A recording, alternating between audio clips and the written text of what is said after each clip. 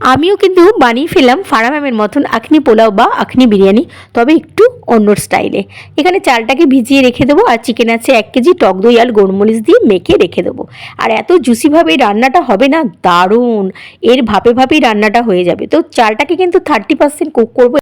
তারপরে ঠিক এরকম একটা হাঁড়ির মধ্যে সাদা তেল দিয়ে ওর মধ্যে দিয়ে দেবো গোলমরিচ, লবঙ্গ, তেজপাতা, ব্যাস। আর রসুন, কাঁচা লঙ্কা, আদা বাটা, কাশ্মীরি লঙ্কার গুঁড়ো, হলুদ আর স্বাদ মতো নুন। যেই তেলটা ছেড়ে আসবে, মাখানো চিকেনটা ওর মধ্যে দিয়ে আলু দিয়ে বেশটি করে নাড়াচাড়া করে, তারপরে আবার যে তেল ছেড়ে আসবে ওর মধ্যে হালকা কেওড়ার জল, ঘি আর কাঁচা দুধ দিয়ে বেশটি করে জায়ফল ওপর দিয়ে দেবো। তারপরে ওপর দিয়ে এই রাইসগুলো দিয়ে দেবো।